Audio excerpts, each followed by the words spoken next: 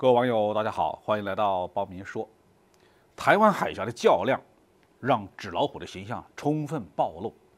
那美国的这些狐朋狗友们还敢追随吗？中国国防部长李尚福将军在香格里拉对话活动中回答了记者的提问。有记者问，解放军战斗机和海军舰艇最近对美国海空力量实施拦截，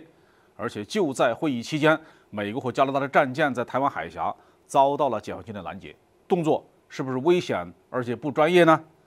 李将军回答：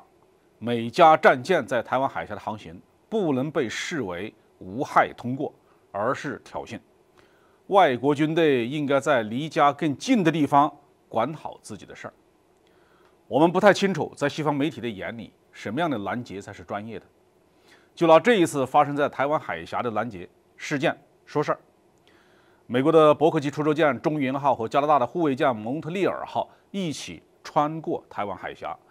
中国人民解放军出动了苏州号驱逐舰进行拦截。解放军海军的目标很明确，直奔美国海军而去，对一旁的加拿大护卫舰呢，并没有过多的理睬。可能加拿大海军呢第一次见到这么火爆的场面，他们从远距离上拍摄到了视频。只见苏州号高速的向中原号的左舷冲击。中原号呢被迫减速让出航道，也就是说，在这场海上对抗当中，美国人怂了。事后啊，美国海军呢也放出了一些从中原号上面拍摄的图像，可以看到苏州号从它的斜前方插了过去，距离只有100多米。战舰接近到这样的程度，已经算是很危险的了。解放军官兵勇敢地向美国霸权主义发出了威慑和挑战。这种事情呢，肯定不是第一次发生的，而美国海军呢，此前从来没有公布过。这一次，因为有加拿大战舰在场记录，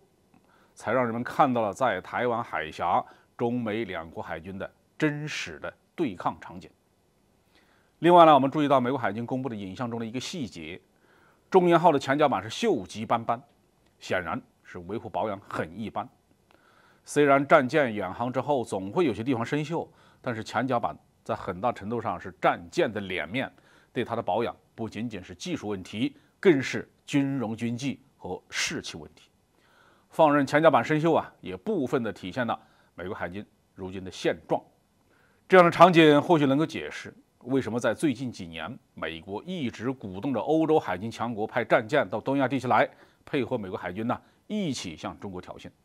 但是无论英国、法国还是德国海军，都不敢选择穿行台湾海峡，他们大都是从南海的菲律宾一侧临海北上，穿过巴士海峡以后，从台湾东边北上前往日本。因为这些海军强国有自己的信息渠道，非常清楚，如果强行穿越台湾海峡，会遭到什么样的情况。台湾问题呢，是美国强行制造出来要给中国找麻烦的，其他国家在台湾问题上并没有什么利益，又何必来跟中国对着干呢？